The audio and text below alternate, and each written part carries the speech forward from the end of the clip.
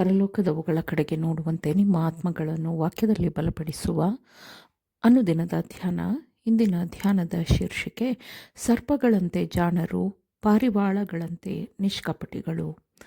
ಈ ದಿನದ ಸತ್ಯವೇದದ ವಾಕ್ಯ: ನೋಡಿರಿ, ತೋಳಗಳ ನಡುವೆ ಕುರಿಗಳನ್ನು ಹೊಗಿಸಿದಂತೆ ನಾನು ನಿಮ್ಮನ್ನು ಕಳುಹಿಸಿಕೊಡುತ್ತೇನೆ. ಆದದರಿಂದ ಸರ್ಪಗಳಂತೆ ಜಾಣರು, ಪಾರಿವಾಳಗಳಂತೆ ನಿಷ್ಕಪಟಿಗಳು ಆಗಿರ್ರಿ. ಮತ್ತಾಯ 10ನೇ ಅಧ್ಯಾಯ 16ನೇ ವಚನ. ದೇವರ ವಿರುದ್ಧ ಸೈತಾನನ ಉದ್ದೇಶಗಳನ್ನು ಕಾರ್ಯಗತಗೊಳಿಸಲು ಮನುಷ್ಯರು ಸೈತಾನನಿಂದ ಪ್ರೇರಿತರಾಗಿದ್ದಾರೆ. ನಾನು ನೇಮಿಸಿರುವ ಸಬ್ಬತ್ ದಿನಗಳನ್ನು ನೀವು ತಪ್ಪದೆ ಆಚರಿಸಬೇಕು. ನಿಮ್ಮನ್ನು ದೇವಜನರನ್ನಾಗಿ ಮಾಡಿರುವ ಯೆಹೋವನು ನಾನೇ ಎಂದು ನೀವು ತಿಳಿದುಕೊಳ್ಳುವಂತೆ ಇದೇ ನನಗೂ ನಿಮಗೂ ನಿಮ್ಮ ಸಂತತಿಯವರಿಗೂ ಇರುವ ಗುರುತು ಎಂದು ಯೆಹೋವನು ಹೇಳಿದ್ದಾನೆ. ಹಿಂಸೆ ಕಷ್ಟಗಳಿಂದ ತಪ್ಪಿಸಿಕೊಳ್ಳಲು ಯಾರೂ ಈ ಆಜ್ಞೆಗೆ ಅವಿಧೇಯರಾಗಬಾರದು. ಆದರೆ ಒಂದು ಊರಲ್ಲಿ ನಿಮ್ಮನ್ನು ಹಿಂಸೆಪಡಿಸಿದರೆ ಮತ್ತೊಂದು ಊರಿಗೆ ಓಡಿಹೋಗಿರಿ ಎಂಬ ಕ್ರಿಸ್ತನ ಮಾತನ್ನು ಪರಿಗಣಿಸಿರಿ. ಇದನ್ನು ತಪ್ಪಿಸಲು ಸಾಧ್ಯವಾಗುತ್ತದೆ ಎಂದು ಕ್ರಿಸ್ತ ವಿರೋಧಿ ಆತ್ಮದಿಂದ ಕೆಲಸ ಮಾಡುವ ಮನುಷ್ಯರ ಬಲಕ್ಕೆ ನಿಮ್ಮನ್ನು ಒಳಪಡಿಸಿಕೊಳ್ಳಬೇಡಿರಿ. ದಂಡದ ಪಾವತಿಯು ನಮ್ಮ ಸಹೋದರರನ್ನು ಈ ದಬ್ಬಾಳಿಕೆಗಾರರ ಕೈಗಳಿಂದ ಬಿಡಿಸುತ್ತದೆ ಎಂದರೆ ಅದನ್ನು ಪಾವತಿಸಲಿ. ಸತ್ಯಕ್ಕಾಗಿ ಬಳಲಲು ಸಿದ್ಧರಿರುವವರು ದಬ್ಬಾಳಿಕೆ ಮತ್ತು ಕ್ರೌರ್ಯದಿಂದ ರಕ್ಷಣೆ ಹೊಂದುವಂತೆ ನಾವು ಮಾಡಬಹುದಾದ ಎಲ್ಲವನ್ನೂ ಮಾಡಬೇಕು. ಆದಾಮನು ಬಿದ್ದು ಹೋದಂದಿನಿಂದ ಇಂದಿನವರೆಗೂ ಧಾರ್ಮಿಕ ಹಿಂಸೆಯ ಚರಿತ್ರೆಯು ನಮ್ಮಲ್ಲಿದೆ.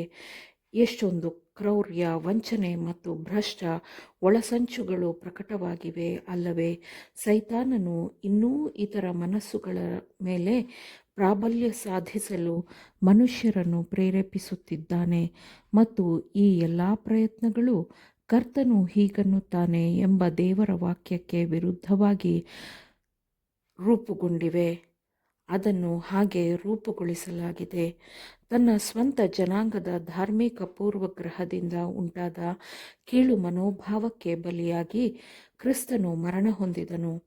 ಇತರರೂ ಸಹ ಇದೇ ರೀತಿ ಬಳಲುತ್ತಾರೆ.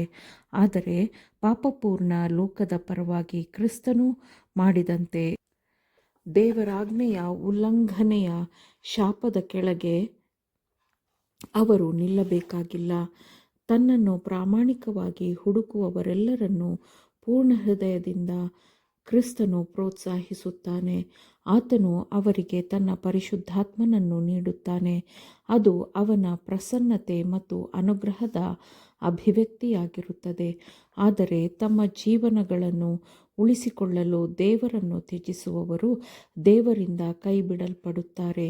ಸತ್ಯವನ್ನು ಬಿಟ್ಟುಕೊಡುವ ಮೂಲಕ ತಮ್ಮ ಜೀವವನ್ನು ಉಳಿಸಿಕೊಳ್ಳಲು ಪ್ರಯತ್ನಿಸುವಾಗ ಅಂತಹವರು ನಿತ್ಯ ಜೀವವನ್ನು ಕಳೆದುಕೊಳ್ಳುತ್ತಾರೆ.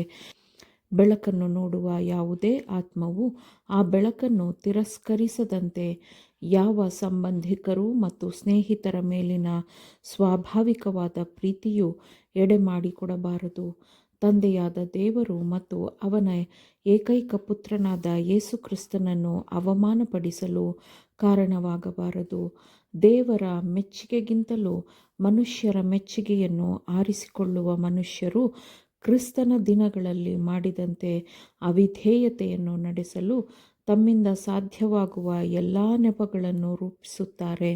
ಒಬ್ಬನು ಕ್ರಿಸ್ತನಿಗಿಂತಲೂ ಮೊದಲು ಹೆಂಡತಿಯನ್ನೋ, ಮಕ್ಕಳನ್ನೋ, ತಂದೆ ಅಥವಾ ತಾಯಿಯನ್ನೋ ಆರಿಸಿಕೊಂಡರೆ ಆ ಆಯ್ಕೆಯು ಅದರ ಎಲ್ಲ ಜವಾಬ್ದಾರಿಯ ಭಾರದೊಂದಿಗೆ ನಿತ್ಯಕ್ಕೂ ನಿಲ್ಲುತ್ತದೆ.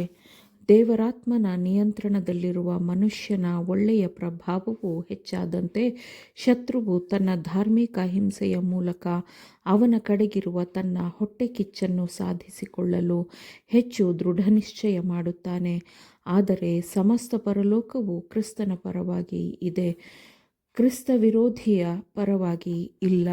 ದೇವರನ್ನು ಪ್ರೀತಿಸುವವರನ್ನು ಮತ್ತು ಕ್ರಿಸ್ತನೊಂದಿಗೆ ಆತನ ಕಷ್ಟಗಳಲ್ಲಿ ಪಾಲುಗಾರರಾಗುವುದಕ್ಕೆ ಸಿದ್ಧರಿರುವವರನ್ನು ದೇವರು ಗೌರವಿಸುತ್ತಾನೆ. ಆಮೇನ್. ದೇವರ ವಾಕ್ಯಗಳನ್ನು ಶ್ರದ್ಧೆಯಿಂದ ಆಲಿಸುವವರು ಮಾತ್ರವೇ ಆಗಿರದೆ ಪಾಲಿಸುವವರೂ ಆಗಬೇಕೆಂದು ನಿಮ್ಮನ್ನು ಉತ್ತೇಜಿಸುತ್ತೇನೆ. ಪರಿಶುದ್ಧಾತ್ಮನ ಸಹಾಯದಿಂದ ಆಲಿಸಿದ ನಿಮ್ಮೆಲ್ಲರಿಗೂ ಧನ್ಯವಾದಗಳು. ಮತ್ತೆ ದೈನಂದಿನ ಧ್ಯಾನಕ್ಕಾಗಿ ನಾಳೆ ಸಂಧಿಸೋಣ. ಆಮೇನ್.